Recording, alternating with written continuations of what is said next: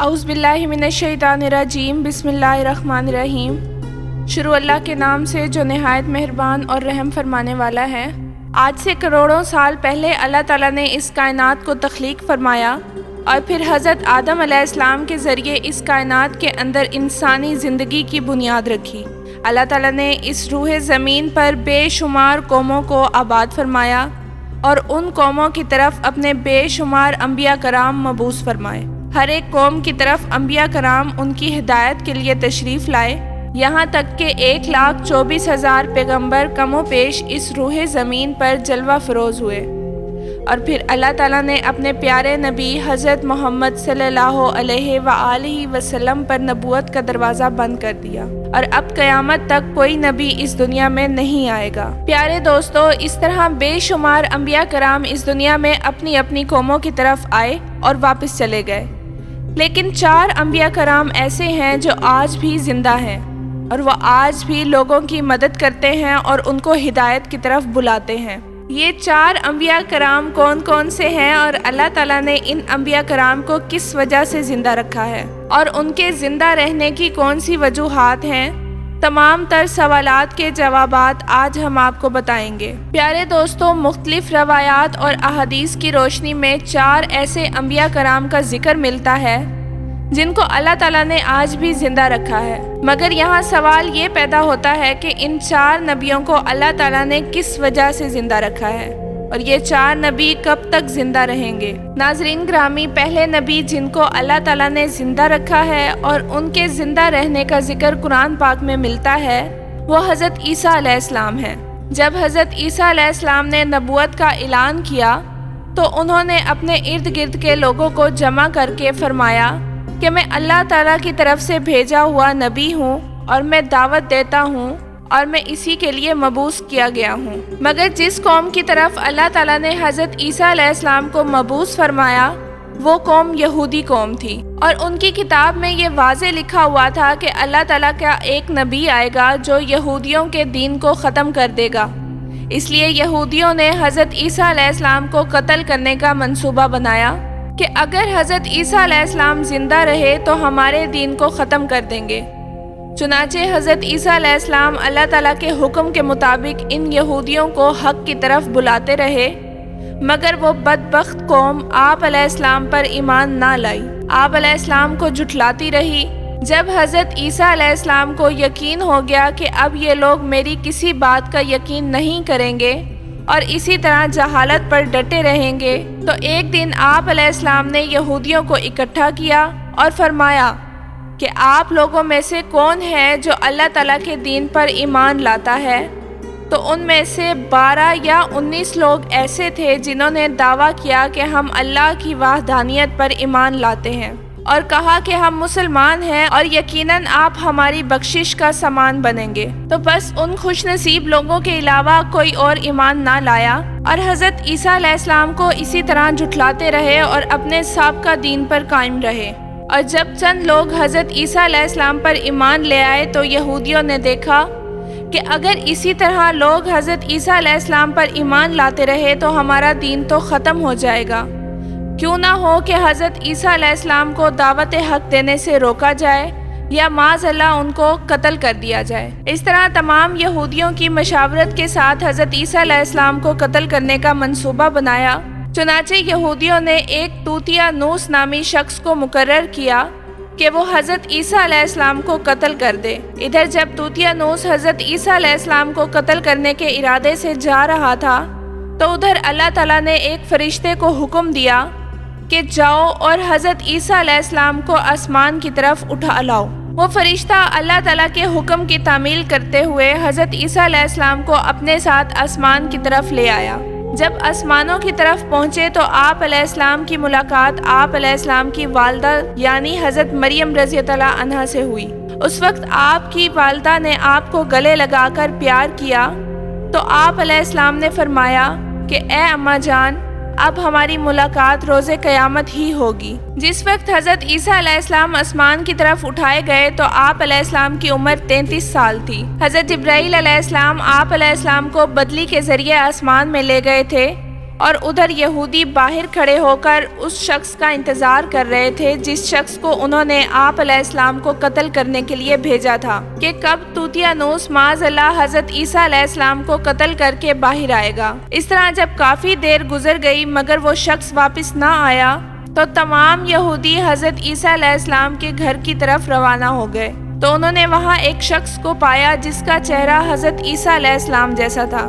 انہوں نے اس کو قتل کر دیا۔ قتل کے بعد انہوں نے دیکھا کہ یہ چہرہ تو حضرت عیسیٰ علیہ السلام جیسا ہے، پر یہ تو ہمارا بھیجا ہوا وہ شخص ہے، یعنی طوطیانوس ہے جس کو ہم نے حضرت عیسیٰ علیہ السلام کے قتل کے لیے بھیجا تھا۔ یہ ماجرا دیکھ کر تمام لوگ پریشان ہو گئے اور دو گروہوں میں تقسیم ہو گئے اور آپس میں لڑنے لگے۔ اس لڑائی کے اندر بہت سے یہودیوں کا قتل عام ہوا، اور اللہ تعالیٰ سورہ نساء کے اندر فرماتا ہے کہ اور ان کے کہنے کی وجہ سے کہ ہم نے اللہ کے رسول کو قتل کر ڈالا، حالانکہ انہوں نے ان کو قتل نہ کیا تھا اور نہ ہی ان کو سولی چڑھایا، مگر ان کے لیے کسی کو حضرت عیسیٰ علیہ السلام کا ہم شکل بنا دیا، اور وہ لوگ شک میں پڑے ہوئے تھے اور ان کے پاس کچھ بھی علم نہیں، مگر یہ لوگ گمان کی پیروی کر رہے ہیں۔ حالانکہ اللہ تعالیٰ نے حضرت عیسیٰ علیہ السلام کو آسمان کی طرف اٹھا لیا تھا اور یقیناً وہ قتل نہیں ہوئے، اور اللہ تعالیٰ غالب حکمت والا ہے۔ احادیث شریف میں ہے کہ نبی کریم صلی اللہ علیہ وآلہ وسلم نے ارشاد فرمایا کہ حضرت عیسیٰ علیہ السلام قیامت سے پہلے زمین پہ تشریف لائیں گے اور سنت نبوی کے مطابق زندگی گزاریں گے۔ حضرت عیسیٰ علیہ السلام ہی سلیب کو توڑیں گے اور دجال کا جڑ سے خاتمہ کریں گے اور اللہ تعالیٰ کے دین کو عام کریں گے، اور پھر آپ علیہ السلام کی وفات کے بعد آپ کو مدینہ کی سرزمین گنبد خضرا میں دفن کیا جائے گا۔ اور جو لوگ یہ یقین رکھتے ہیں کہ معاذ اللہ حضرت عیسیٰ علیہ السلام قتل ہو گئے اور وہ دائرہ اسلام سے خارج ہیں۔ پیارے دوستو، اب بات کرتے ہیں دوسرے نبی کی جن کو اللہ تعالیٰ نے زندگی عطا فرمائی ہوئی ہے، وہ حضرت خضر علیہ السلام ہیں۔ حضرت خضر علیہ السلام ظاہری طور پر اس وقت اس دنیا میں تشریف لائیں گے جب دجال اس دنیا میں ظاہر ہو چکا ہوگا اور وہ اپنا فتنہ پھیلا رہا ہوگا، اور دجال لوگوں کو اللہ تعالیٰ کے دین سے دور کرے گا۔ اس وقت حضرت خضر علیہ السلام لوگوں کو اللہ تعالیٰ کے دین کا حکم دیں گے اور ان کو اللہ تعالیٰ کی وحدانیت کا یقین دلائیں گے۔ اور ایک دوسری روایت میں آتا ہے کہ ایک دفعہ حضرت محمد صلی اللہ علیہ وآلہ وسلم اپنے صحابہ کو حضرت خضر علیہ السلام کا قصہ سنا رہے تھے۔ آپ صلی اللہ علیہ وآلہ وسلم نے فرمایا کہ حضرت خضر علیہ السلام کا باپ ایک بادشاہ تھا جو آپ علیہ السلام کو اپنی بادشاہت سے نوازنا چاہتا تھا، مگر حضرت خضر علیہ السلام کو دنیا کی بادشاہت پسند نہ آئی، تو آپ علیہ السلام نے اپنے والد کی سلطنت کا جانشین بننے سے انکار کر دیا اور اپنے والد سے ناراض ہو کر جنگلوں کی طرف چلے گئے جہاں ان کو کوئی بھی ڈھونڈ نہ سکا، اور آپ عبادت الہی میں مشغول ہو گئے۔ اسی دوران آپ کا گزر ایک آب حیات کے چشمے سے ہوا۔ اسی چشمے سے پانی پی کر آپ علیہ السلام تا حیات زندہ رہنے میں کامیاب ہو گئے، اور آپ کے تا حیات زندہ رہنے کا ذکر کافی روایات میں ملتا ہے، جس طرح کہ حضرت انس رضی اللہ عنہ سے ایک روایت نقل کی ہے کہ جب اللہ کے پیارے نبی حضرت محمد صلی اللہ علیہ وآلہ وسلم کا ظاہری وصال ہوا تو ایک بزرگ سارے مجمع سے ہوتا ہوا حضور اکرم صلی اللہ علیہ وآلہ وسلم کے جسم مبارک کے پاس آ کر رک گیا۔ اس وقت اس شخص نے کچھ پڑھا اور واپس چل دیا، جس کے جانے کے بعد وہاں موجود صحابہ کرام نے پوچھا کہ یہ شخص کون تھا، تو اس وقت وہاں موجود کوئی بھی انسان اس شخص کے بارے میں علم نہ رکھتا تھا۔ تو اس وقت حضرت علی رضی اللہ عنہ بولے کہ اس شخص کو میں جانتا ہوں، یہ تو حضرت خضر علیہ السلام ہیں، یہ اللہ تعالیٰ کے حکم سے لوگوں کی رہنمائی کرتے ہیں۔ آپ علیہ السلام بہت نیک انسان ہیں، اور بعض روایات میں آپ علیہ السلام کا ذکر حضرت ذوالقرنین علیہ السلام کے ساتھ بھی ملتا ہے کہ آپ علیہ السلام اور حضرت ذوالقرنین علیہ السلام کسی سفر پر گئے اور وہاں آپ علیہ السلام نے آب حیات پیا، جس کی وجہ سے آپ علیہ السلام کو زندہ رہنے کا موقع ملا۔ پیارے دوستو، تیسرے نبی جن کے زندہ رہنے کا ذکر ملتا ہے وہ حضرت الیاس علیہ السلام ہے۔ آپ کا ذکر قرآن پاک میں 2 جگہوں پر موجود ہے۔ جس طرح کے بیان کیا گیا ہے کہ آپ علیہ السلام کو ایک نورانی گھوڑے پر بٹھا کر آسمان کی طرف لے جایا گیا، جس طرح کہ حضرت انس رضی اللہ عنہ سے روایت ہے کہ میرا اور حضرت محمد صلی اللہ علیہ وآلہ وسلم کا گزر ایک پہاڑی سے ہوا۔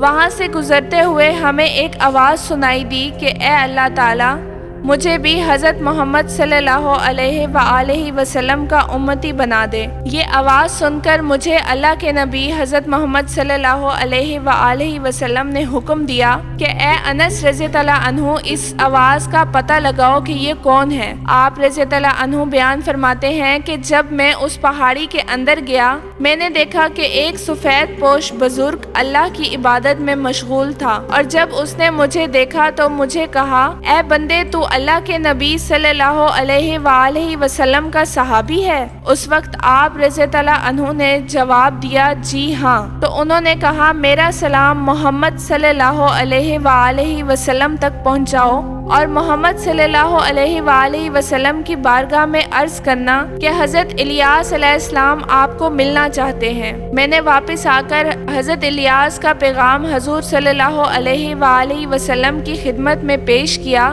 تو ہم حضور اکرم صلی اللہ علیہ وآلہ وسلم کے ہمراہ وہاں چلے گئے۔ جب ہم حضرت الیاس علیہ السلام کے پاس پہنچے تو میں پیچھے کھڑا ہو گیا۔ آپ صلی اللہ علیہ وآلہ وسلم اور حضرت الیاس علیہ السلام آپس میں کافی دیر تک بات چیت کرتے رہے۔ اللہ تعالیٰ کی طرف سے آسمان سے کھانا نازل ہوا تو حضرت محمد صلی اللہ علیہ وآلہ وسلم نے مجھے بھی پاس بلا لیا۔ اس طرح ہم تینوں نے مل کر کھانا کھایا۔ پھر میں نے دیکھا کہ ایک سفید پرندہ آسمان سے نیچے آ رہا ہے۔